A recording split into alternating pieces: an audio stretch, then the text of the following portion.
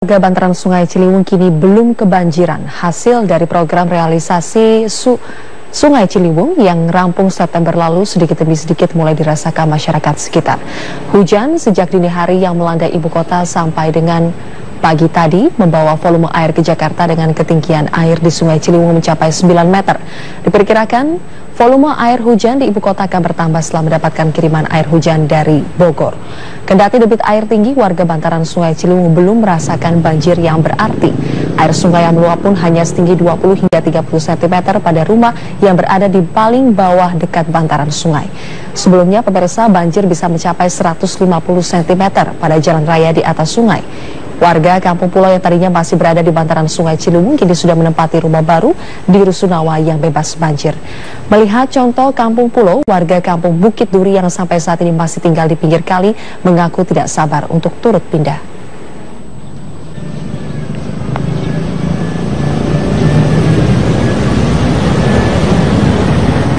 Kita beralih ke informasi. Hari ini Presiden Joko Widodo dijadwalkan tiba di Wonogiri, Jawa Tengah dalam rangkaian kunjungan kerja pengembangan program investasi dan lapangan kerja. Kita bergabung bersama rekan kami Tiara Amalia langsung dari Wonogiri, Jawa Tengah. Tiara, apa saja agenda Presiden di Wonogiri?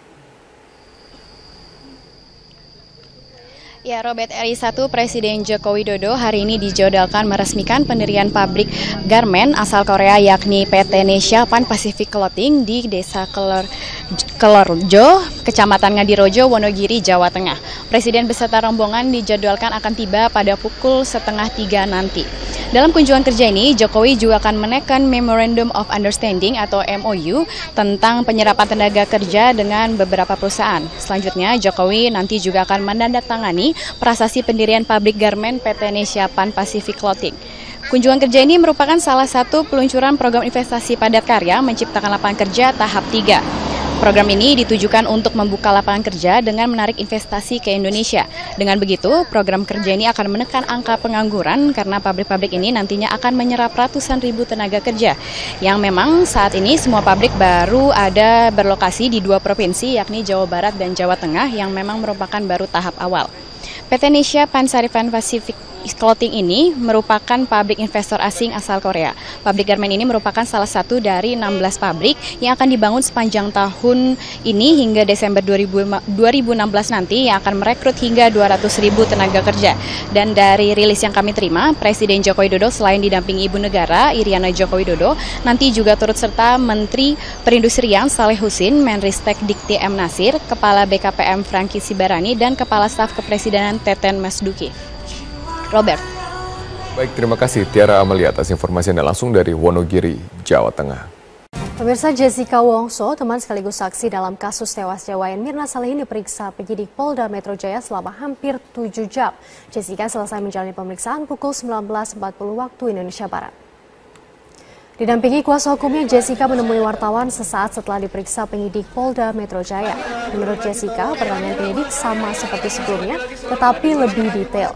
Jessica mengaku menjawab serangkaian pertanyaan mengenai kronologis di Cafe Olivier pada Kamis 2 pekan lalu. Jessica, yang juga teman Mirna saat kuliah di Australia, mengaku tidak mengetahui soal zat cyanida yang ada dalam es kopi Vietnam pesanan Mirna.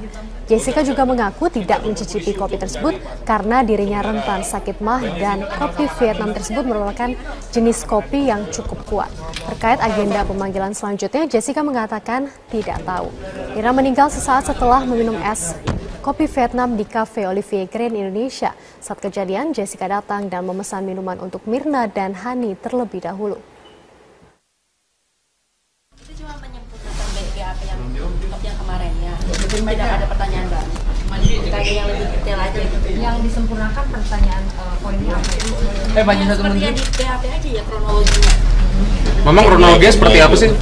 Kenapa? Kronologinya masih sama seperti yang biasa-biasa. Ada ditanya soal celana? Mungkin? Tidak.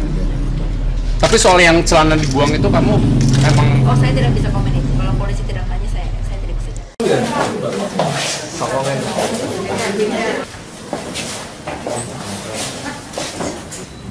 Awal mula kejadian bahwa di salah satu klub sepak bola, inisial saudara D, ya, melaporkan bahwa dirinya pernah disodomi oleh saudara S alias Redi.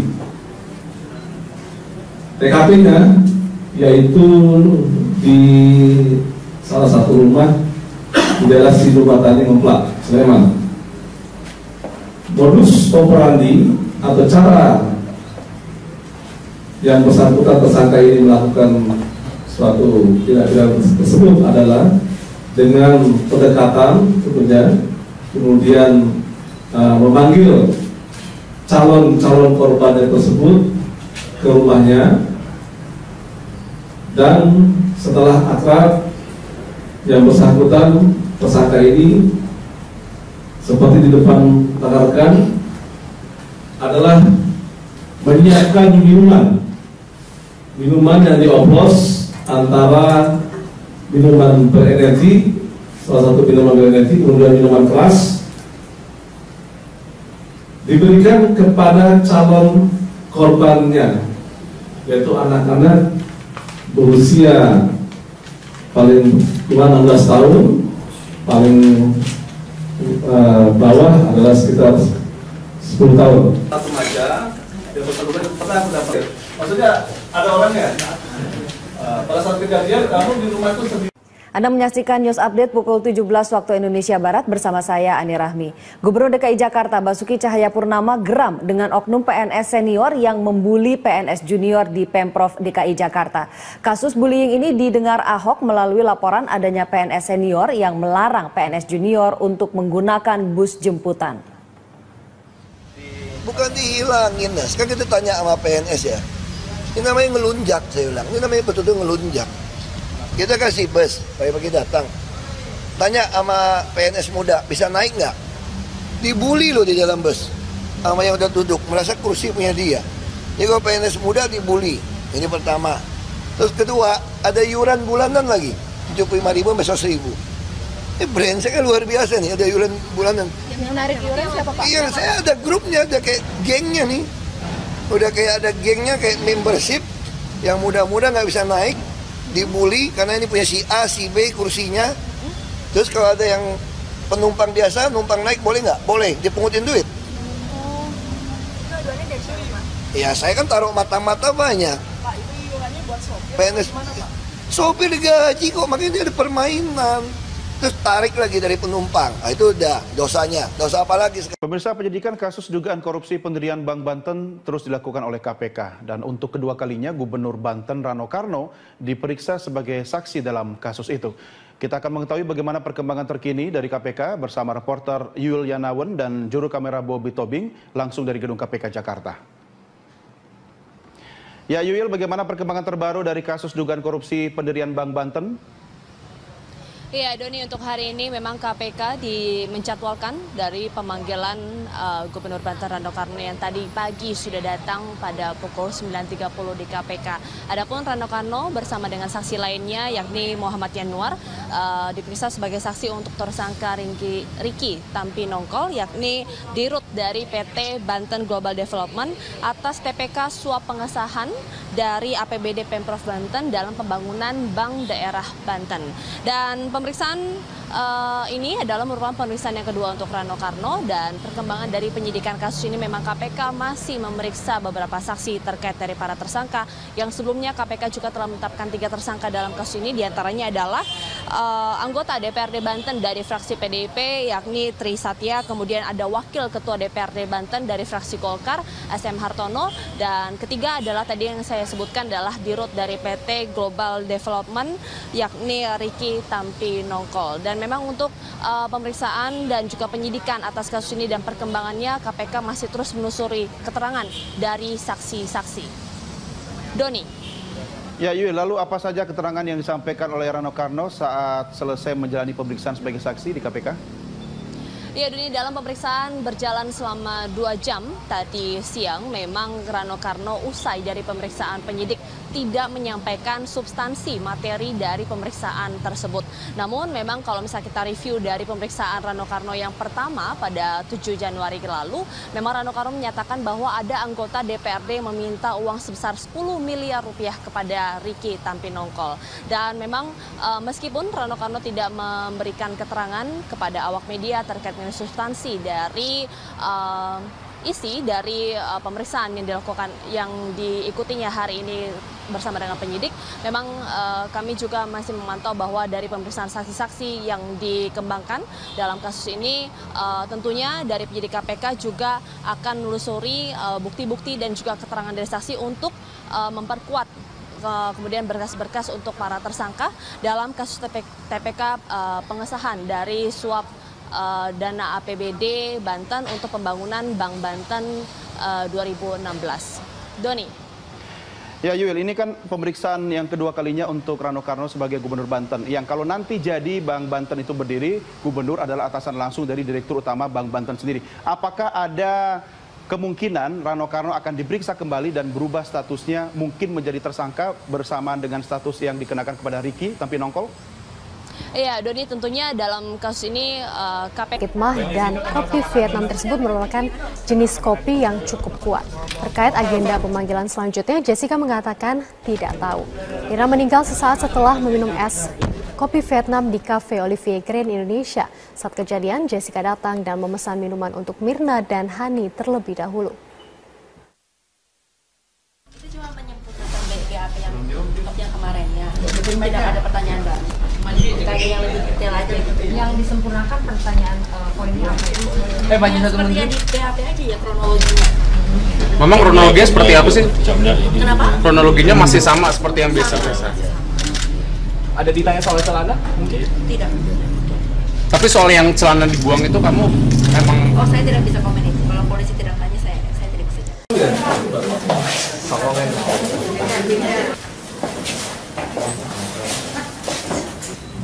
Awal mula kejadian bahwa di salah satu klub sepak bola,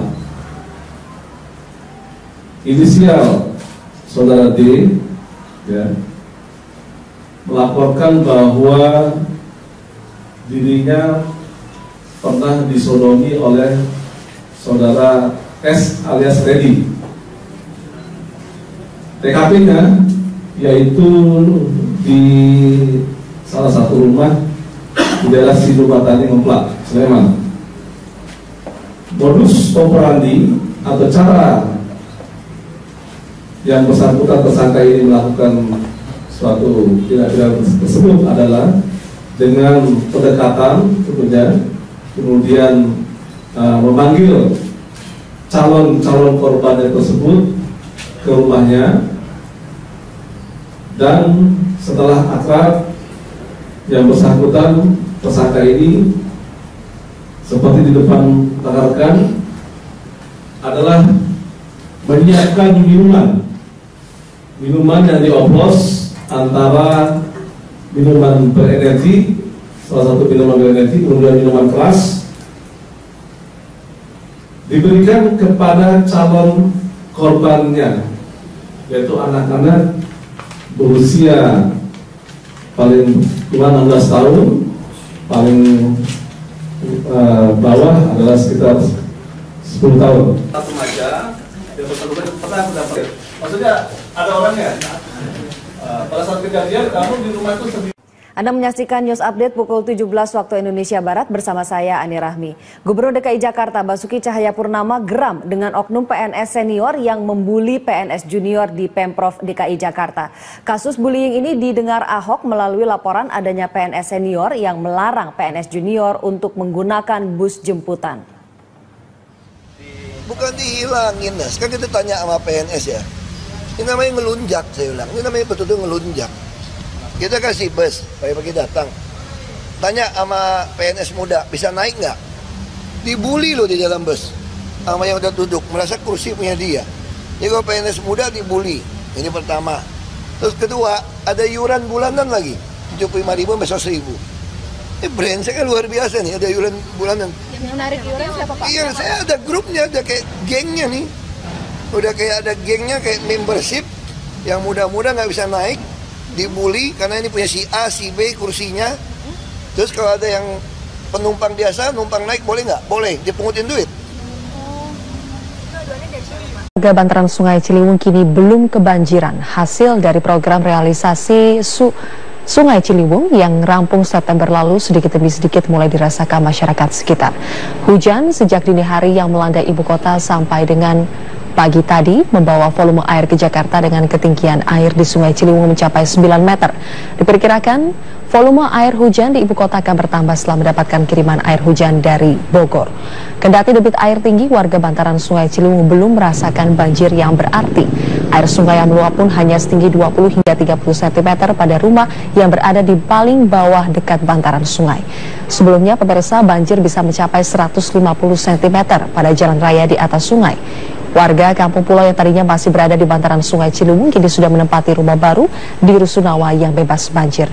Melihat contoh Kampung Pulau, warga Kampung Bukit Duri yang sampai saat ini masih tinggal di pinggir kali mengaku tidak sabar untuk turut pindah.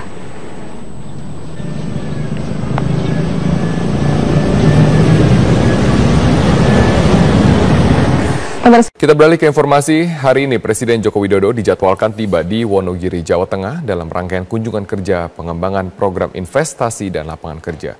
Kita bergabung bersama rekan kami Tiara Amalia langsung dari Wonogiri, Jawa Tengah. Tiara, apa saja agenda Presiden di Wonogiri? Ya, Robert, RI 1 Presiden Joko Widodo hari ini dijadwalkan meresmikan pendirian pabrik garmen asal Korea yakni PT Nesha Pan Pacific Clothing di Desa Kelorjo, Kecamatan Ngadirojo, Wonogiri, Jawa Tengah. Presiden beserta rombongan dijadwalkan akan tiba pada pukul 2:30 nanti. Dalam kunjungan kerja ini, Jokowi juga akan menekan Memorandum of Understanding atau MOU tentang penyerapan tenaga kerja dengan beberapa perusahaan. Selanjutnya, Jokowi nanti juga akan menandatangani prasasti pendirian pabrik garmen PT Nesha Pan Pacific Clothing. Kunjungan kerja ini merupakan salah satu peluncuran program investasi padat karya menciptakan lapangan kerja tahap 3.